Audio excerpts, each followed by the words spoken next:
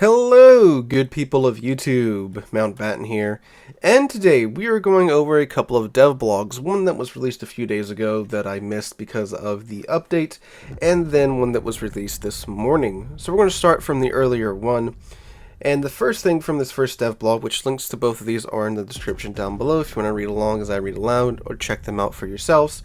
We are finally getting a new map. So, new map, Faroe Islands.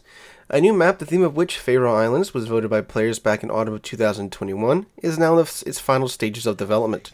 We plan to test it during the public tests for update 11.5 and fully release it when that update goes live. Here's a couple of screenshots they provide of the map. Looks very good, 4K textures and all. And man, that last picture looks very, very good. If it wasn't for this close-up shot of the island where you can tell that it's, a video game, that mountain range in the back looks gorgeous with the cloud effects or smoke effects coming off of it. Again, hats off to the art department as always. Now you might be wondering, well, this is the first new map in ever, right? And yes, you would be correct. This is the first new map in, I think, what, a year and a half? And you might be wondering, well, what took them so long to get these new maps out, or get a new map out, a singular new map? Well, when you think about it, it's your favorite new class that's being added to the game, submarines. Because the team that works on developing maps, they had to go through and literally make a new map for every single map that's in the game. They had to make the underwater world. They had to go through and, again, that didn't exist beforehand because submarines were never intended to be in the game. They had to go in and make that whole new underwater section for the maps. They had to, texture that out, make hitboxes for the islands and stuff. They had to go through and fix all those invisible islands where we were getting stuck on rocks that weren't there on our screen, but the hitboxes were still there.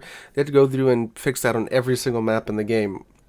So it's understandable that it took them some time to make a new map because they've been making new maps essentially since submarines were introduced into the game for testing. But now that I'm assuming most of that or all of that's done, since we've had submarines in testing for quite some time now, we'll probably see not really a steady flow of new maps, but we'll probably see a new map every so often now, hopefully.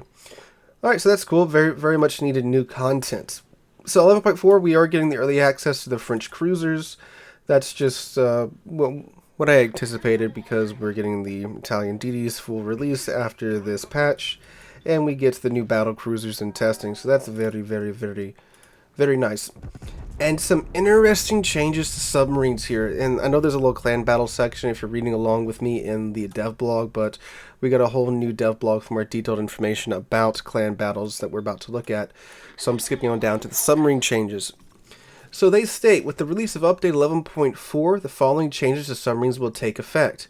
The ability to launch conventional torpedoes at maximum depth has been disabled. Since update 11.2, conventional torpedoes can no longer be aimed vertically, making them extremely ineffective when launching deep below the surface. Fair enough. The conventional torpedoes are a bit more fun than the homing torpedoes anyway, because you have to get close and get on the surface to launch these conventional torpedoes. They do a lot more damage too than the homing ones. So it's high risk, high reward gameplay, and I think that's good for submarines. And then they make this note. We disabled the increased depletion rate of a submarine's dive capacity when detected by the enemy. The relevant commander skills and upgrade has also been changed. Instead of adding a modifier to increase dive capacity loss rate, they will modify the battery regeneration rate. As the increased dive capacity depletion rate when spotted was already negligible, it had little effect on gameplay. We decided to remove the feature altogether. Okay, so when this feature was announced first, all the way back in whenever, I thought it was kind of a dumb feature anyway, because it's like, oh, the submarine spotted, so we're burning more electricity magically. And before, there was this battery mechanic where as you did things, as you maneuvered, as you pinged, as you sped up, as you slowed down, it all changed the way that your battery was depleted. Obviously, if you were doing more, your battery was depleting faster. So if you're running faster underwater, you would burn more battery. If you were pinging, you'd burn battery. And if you slowed down or surfaced and went like a quarter speed, your battery would recharge. Or if you were on the surface, I think in any way, your battery would recharge. And that, in my mind, was a lot more in depth. It was a lot better than the current timer that you have now on the battery. And by being detected and by having to dive, having to maneuver, you would naturally burn more battery. And I think that was a better mechanic to have than this, oh, you're spotted, your ship's burning more electricity now somehow. So that being removed and still having the conventional just timer, I don't know how I feel about that. I mean, there were many ways for submarines to get around this. The Germans had the emergency backup battery. When you pop it, you don't burn any battery for like 30 seconds. That was normally enough time to get away from whatever was spotting you. It was certainly enough time to crash dive to where you were no longer being spotted by the ship unless they had hydro going. So yeah, I don't know how I feel about that now. According to Wargaming, it was negligible. From playing submarines in game, it really wasn't that big of a deal because you could either crash dive to avoid being detected, or you died because everyone dogpiles you with their airstrikes. So, I would be okay with it if they brought back the old battery mechanics where, you just maneuvered your ship and burned battery doing certain things, again, like sonar maneuvering, speeding up, slowing down. But I like that system a lot better than the new timer. Okay. And then they note, now when a sonar ping is emitted by an undetected submarine, a visual effect will display within several kilometers of the submarine itself, but the sonar ping itself will no longer be visible as it moves across the map. So they're going back to the old hydrophone mechanic. Huh. That's literally what they're doing now. And look at these screenshots. That's literally what they're doing. They're going back to the old hydrophone. Which, okay, that's cool too. Seeing the ping go flying across the map obviously looked a little funny the first couple of times I saw it. But it was pretty useful in determining where the submarine was at. And I mean, this still does the same. It's going to pop up on the on your I think it's going to appear on the minimap. Yeah, it looks like it does. And it's going to appear on the surface too. It's literally the hydrophone mechanic from beforehand, but now it looks like every ship has it. They're even showing it on a Montana in the screenshots here. Okay, that's good. I like that. As long as there's some way to tell where the submarine's at, and I think this is a good trade-off for submarines just being able to ping to their heart's content. It's a nice trade-off. You can ping 20 times if you want to, but it's going to be pretty obvious where you're at now. Alright, and then they state, the former representation of the sonar pings moving across the map gave away the general direction of the enemy submarine well enough, but due to the 8-kilometer detectability range of the pings themselves, it could sometimes be difficult to understand how far the submarine was, since they could be emitting sonar pings from further ranges than 8 kilometers. The new effect will show the approximate location of the sub itself, regardless of its distance. However, the sound effect produced by passing pings, as well as the sound of pings hitting your ship, will remain, allowing targeted surface ships to be on the lookout for ping emission visual effects. With the change in the way the sonar ping is represented, it will therefore be possible for surface ships to more accurately determine the general position of an enemy submarine and carry out an accurate airstrike. Okay, I think that's fair. So submarine's got a little buff there with the battery depletion being removed, and I wouldn't call this ping removal, but being replaced by this visual aid a buff or a nerf. It's just a change, and I think it's a good change.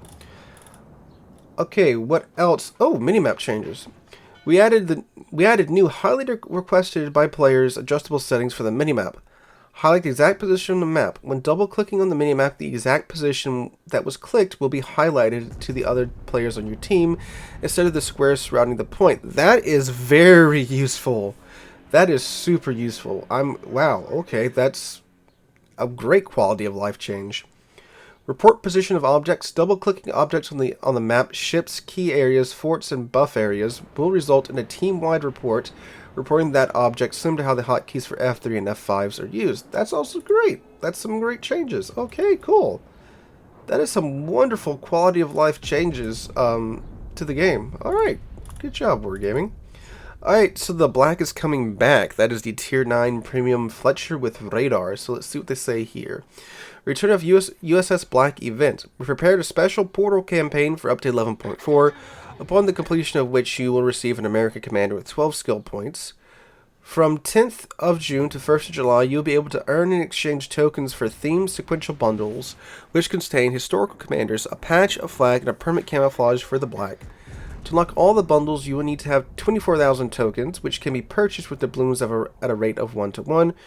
You can also earn up to 2,500 tokens during the course of the portal campaign, which itself is enough to purchase bundles with a patch, themed expendable camouflage, signals, and more. At the end of the chain of sequential bundles, Black itself will be available to purchase for 19,300 doubloons. Immediately following the end of the portal campaign, Black will be made available in the army exchange for coal. Okay, good. The exact cost will be about the same of the new Shishimi, which is pretty expensive, but it's still coal. It's free. It will be possible to apply the ship's army coupon, which will incidentally be refreshed in June. Thus, you'll be able to research her with either doubloons or coal. Thus you'll be able to purchase her with either doubloons or coal. Okay, good. That's good. Okay, so at first I was getting Mega Missouri flashbacks with this campaign and having to buy the Black for 19,300 doubloons at the end of the campaign, which, wow, if they were going to force you to do it that way, but she's going back in the armory in exchange for coal. Okay, that's cool.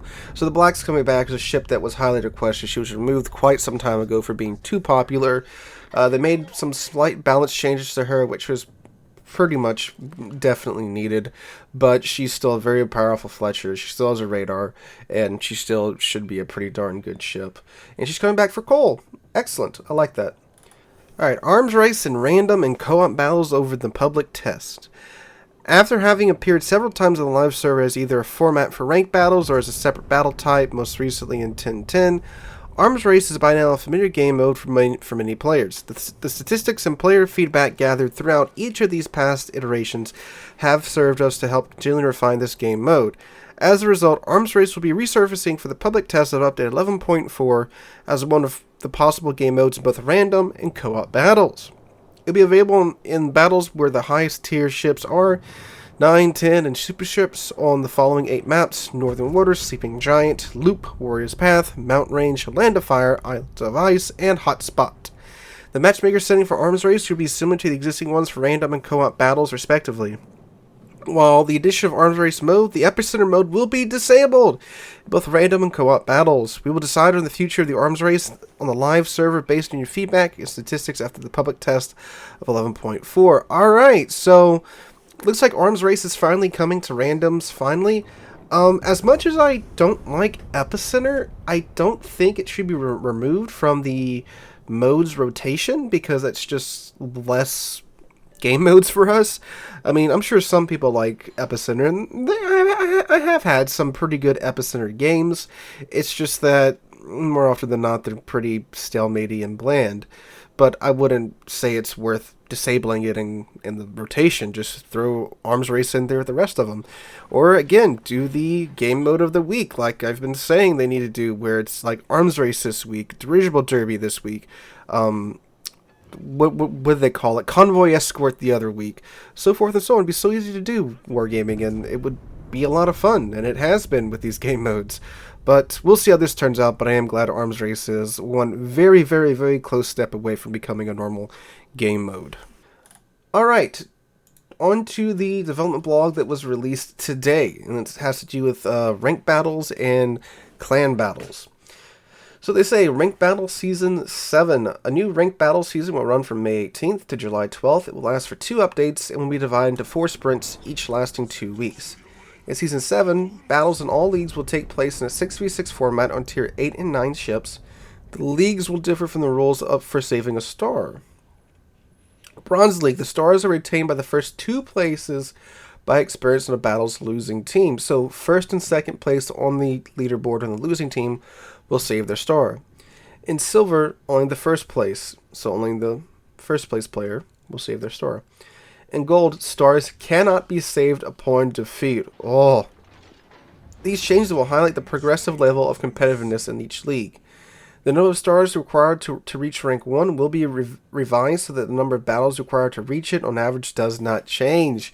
That's rough, and gold stars cannot be saved upon defeat. That is going to get a mixed reaction from me because, you know, saving a star is the reason why a lot of players, like halfway through the battle, will just give up if it looks like it's not going in their team's direction. So they'll stop really fighting and start farming in order to try and get that first place slot so they can save their star. But now that you can't do that in gold anymore, it should cut back on that. But then it's, you know, what about the guy that gets 4 kills and his team loses? Like, the man literally can't carry hard enough. But yeah, it's I'm not entirely sure how I feel about that. Alright, Clan Battles 17 came in. We recently announced the 17th Battle of Clan Battles. Sorry, the 17th season of Clan Battles. The season will run from May 25th to July 11th on Tier 10 ships and super ships in a 7v7 format. A team cannot have more than 1 battleship and 2 super ships. Aircraft carriers, as well as the Petropavlovsk and the Kleber, will not be allowed to participate in this season. Well, that sucks to be someone who just got Petropavlovsk. Alright, so super ships and clan battles. You cannot have more than 1 battleship and 2 super ships. So I'm assuming like your battleship can be a super ship, but you can only have, you know, another super cruiser or super DD with you. I don't think the super battleships are going to be too popular. Like the Satsuma, I mean, it's nice. It's got 20-inch guns, but it only has 8 20-inch guns. And the Yamato still has 9 18-inch guns that still pin the same thresholds that the Satsuma, well, the same major thresholds. There's nothing that the Satsuma pins that the Yami can't deal with effectively as well. It's like, yeah, it does pin a little bit more, but there's no major thresholds that it pins that the Yamato doesn't. So the important stuff the Yamato can still do and have more guns and fires at a faster rate. So I don't think the super battleships will be much of a big factor. I think the super cruisers, or probably actually maybe the super DDs, like the Yamagiri with its 18 torpedoes, I think are going to play a big part in the clan battle season. And then the super cruisers too, like the Annapolis is just a Des Moines, and the Conda is that one might be a little bit more interesting to see with its cruise ship funnel and all. But I think it's going to be mostly the super DDs that are going to be a major factor in this season of clan battles. Thank God the super carriers aren't involved, because the Eagle would probably just be everywhere, along with the United States. And yeah, 77 format with super ships. That's what a time to be alive, boys. But anyway, guys, that's it for the DevBlog. So let me know what you guys think about these in the comments down below. Hope you guys are having a wonderful Tuesday and a wonderful week. If you enjoyed the video, make sure to drop a like and subscribe to the channel. We're on our way to 35,000 subs. We're getting very close to that goal, and I cannot thank you guys enough for that. Hope you guys have a wonderful week. Hope to catch you guys in the next one.